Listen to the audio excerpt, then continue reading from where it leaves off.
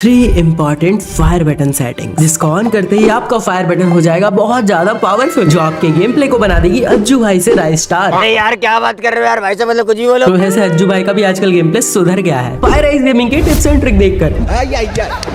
तो आज के इस खतरनाक सी वीडियो में आपको ऐसे 3 फ्री फायर के फायर बटन की सेटिंग्स बताऊंगा जिन्हें आप सेट करने के बाद अपने गेम प्ले को एक नए लेवल पे पाओगे। तीसरे वाले सेटिंग को जैसे ही आप ऑन करोगे आपका हेडशॉट तो लगेगा ही साथ आपका हेडशॉट लगने का जो स्पीड है वो इस लेवल का होगा, एनिमी सदमे में चल जाएगा भाई मुझे हेडशॉट लगा कैसे। यहाँ पे क्या हो रहा है? मूवमेंट स्पीड भी बढ़ने वाली है। जोर जोर से बोल के लोगों को स्कीमें बता दे। इस वीडियो को देखना है आपको बिल्कुल एंड तक, एंड तीसरे वाले ट्रिक को तो गलती से भी मिस मत करना। तो दोस्तों नॉर्मल फायर बटन को फायर बनाने के लिए आपको सबसे पहले फायर बटन का पोजीशन और साइज को अपने हिसाब से परफेक्टली सेट करना पड़ेगा। अब आप इसको कैसे कर सकते हो? सबसे पहले आपको क्या करना है, आपको देखना है अपने थंब को, क्योंकि 99.99% प्लेयर्स जो होते हैं वो अपने थंब से ही फायर करते हैं। बाकी जो 0.001% प्लेयर्स होते हैं वो होते हैं कुछ लेजेंड्स। चलो मैं आपको हैंड कैम करके दिखा देता हूँ। अब इस थंब को अपने फायर बटन के ऊपर रखना है और देखना है कि आपका फायर बटन कहीं से भी दिखना नहीं चाहिए। अपने थंब के बराबर अपने फायर बटन को रख लेना, इसका मतलब आपका फायर बटन का साइज परफेक्ट है। इससे होता क्या है, अगर आप बहुत ज्यादा बड़ा रखोगे तो आपको मैं अभी पूरा का पूरा कस्टम एचयूडी समझाता हूँ। ये जो कॉर्सेयर है, ये जो एम है, इसके जो लेफ्ट साइड है कहीं भी क्लिक करोगे, कहीं भी टैप करोगे तो आप अपने जॉयस्टिक को पकड़ लोगे। यहाँ से आप अपने स्क्रीन को रोटेट नहीं कर सकते। अब आपको अपने स्क्रीन को रोटेट करने के लिए बस इस राइट साइड वाले पोर्शन का यूज करना पड़ता है। बट इस राइट साइड में आपको ये गन वाला बॉक्स भी रखना है, आपको जंप करना है, आपको सिट करना है, आपको सोना है, आपको कैरेक्टर का यूज करना है, साथ ही साथ फायर बटन, इतने सारे चीजों को आपको एक साथ लेके इस राइट साइड में चलना पड़ता है। उसके साथ आपको फ्री स्पेस चाहिए जहां पे आप अपने थंब से ऐसे ऐसे स्क्रीन को रोटेट कर पाओ। तो यहाँ पे अगर आप अपने फायर बटन को बहुत ज्यादा बड़ा रख लोगे तो आपको स्पेस ही नहीं मिलेगा। आप रोटेट कैसे करोगे, आप मूवमेंट कैसे करोगे? इसलिए आपको बड़ा नहीं रखना। अब बात करते हैं आपको छोटा क्यों नहीं रखना। अगर आप छोटा रखोगे अपने फायर बटन के साइज को तो आपका गेम प्ले पे फोकस रहता है। जब आप गेम खेलोगे ऐसे में तो आप नॉर्मल जब अपने फायर बटन को सेट करने आए हो तो आप अपने फायर बटन को देख के मारोगे, पर जब आप गेम खेलोगे ना तब आप अपने फायर बटन को नहीं देख कर मारोगे। आप ऐसे बस अपने गेम पे फोकस रहेगा, आपका थंब ऑटोमेटिक आपके फायर बटन पे जाएगा और ऑटोमेटिक वो फायर करेगा बिना देखे।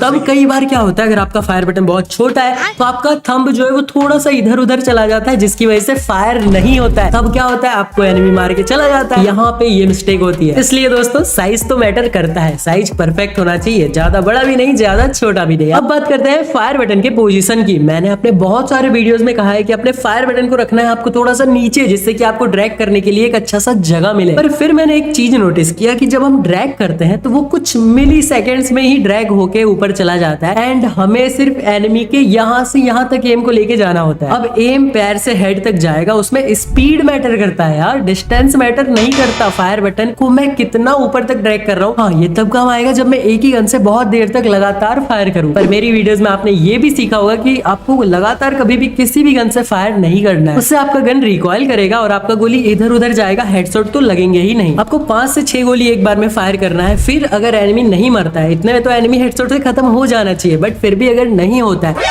तो आपको थोड़ा सा ब्रेक लेना है, या तो आप वॉल लगा दो या फिर आप एक बार सेटअप करो या फिर थोड़ा जंप कर लो, कुछ भी कर लो, बट 5-6 गोली के बाद आपको एक ब्रेक लेना है। यूएमपी और एके ऐसे गनों में तो बिल्कुल एकदम याद से यही करना है। समझ रहे हो? बैक टू द पॉइंट, हमें यहाँ पे अपने फायर बटन को रखना कहाँ है। मैंने बहुत ज्यादा दिमाग लगाया, बहुत ज्यादा रिसर्च किया और फिर ये चीज समझा कि हमारा जो डिफॉल्ट फायर बटन का पोजीशन होता है वो भी कुछ खराब नहीं होता, क्योंकि आपको स्पेस प्रॉपर मिल ही जाता है। एंड आप कभी भी ऐसे फोन को होल्ड करोगे तो आपका जो थंब है वो इसी जगह पे नेचुरली आएगा। आप अपने फोन को ऐसे होल्ड करो और आपका थंब देखो कहाँ पे जा रहा है, यहाँ से आपको अब ड्रैग करना है। तो इस चीज को दिमाग में रखते हुए फायर बटन के पोजीशन को खुद से सेट करो। क्या बात है, क्या बात है। अब हमने इसका साइज भी सेट कर लिया और परफेक्टली इसका पोजीशन भी सेट कर लिया अपने हिसाब से। अब बहुत सारे प्लेयर्स एक मिस्टेक करते हैं, वो अपने फायर बटन को हाइड कर देते हैं, मतलब उसका ऑपेसिटी को बिल्कुल कम कर देते हैं, जिससे कि आप फायर करते टाइम आपका हाथ वहां पे नहीं जाता, इधर उधर चला जाता, आपको फायर बटन दिखाई नहीं देता।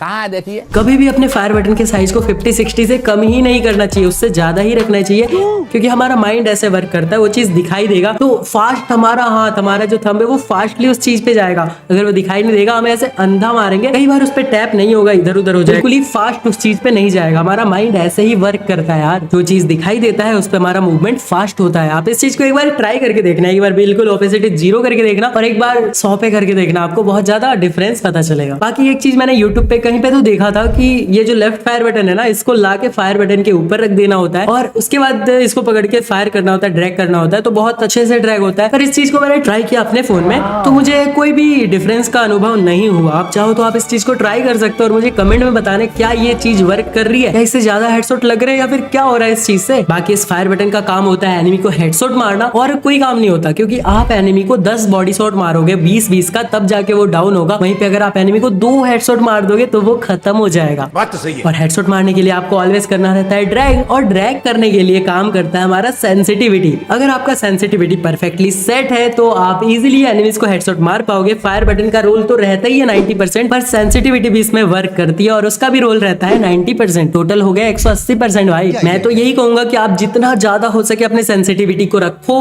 अगर आपका सेंसिटिविटी कम में भी चल जा रहा है, आप मार ले रहे हो, पर फिर भी अपने सेंसिटिविटी को ज्यादा रखो। आपको अभी के लिए ज्यादा लगेगा, पर जैसे आप खेलते जाओगे आपको उस चीज की आदत हो जाएगी और ज्यादा सेंसिटिविटी में आपका मूवमेंट भी बहुत ज्यादा फास्ट होगा। हेडशॉट भी बिल्कुल स्पीड में मार पाओगे। कम सेंसिटिविटी में मारोगे तो हेडशॉट तो लगेंगे पर वो कम लगेंगे और स्लो लगेंगे। पर वहीं पे अगर आपका सेंसिटिविटी ज्यादा होगा तो आप डायरेक्ट लेग से डायरेक्ट हेड पे चले जाओगे। आपका एम बहुत जल्दी मूव करेगा। आप समझ रहे हो इस चीज को? समझोगे यार। सब्सक्राइबर अपने बहुत ज्यादा प्रो है। फायराइज गेमिंग की वीडियोस देखते हैं ना, तो प्रो कैसे नहीं होंगे यार। और जिसने सब्सक्राइब नहीं किया वो सब्सक्राइब कर दो भाई। अब सब्सक्राइब कर ही रहे हो तो आपका भी कुछ फायदा होना चाहिए यार, आपको भी खुशी मिलनी चाहिए। नहीं, ये वाली खुशी नहीं, आनंद आनंद मिलना चाहिए यार आपको। और आनंद कैसे मिलेगा? एक ही ऐसी चीज है जिससे हमें आनंद मिल सकती है गेम के अंदर, और वो है डायमंड्स। डायमंड से हम बंडल, गन स्किन सब कुछ ले सकते हैं। और डायमंड्स को हम कैसे ले सकते हैं? पैसों से। बहुत महंगे आते हैं यार डायमंड। पर मैंने आप लोगों के लिए ढूंढ निकाला एक ऐसा ट्रिक, एक ऐसा खुफिया ट्रिक जो सिर्फ ओल्ड लेजेंड प्लेयर्स को ही पता है, पर अब आपको भी पता चलने वाला है। कुछ नहीं करना है, इस वाले वीडियो पे क्लिक करना है, जाके इस वाले वीडियो को पूरा देखना है। पूरा का पूरा ट्रिक मैंने स्टेप बाय स्टेप बताया है, जाके देखो, फॉलो करो और कर लो अपने अकाउंट में डायमंड्स की बारिश। 5000 डायमंड्स बिल्कुल ही फ्री में ले पाओगे यार। जाके देखो इस वाले वीडियो को। मैं मिलता हूँ आपसे अगली वीडियो में, तब तक के लिए bye bye, take care and love you all.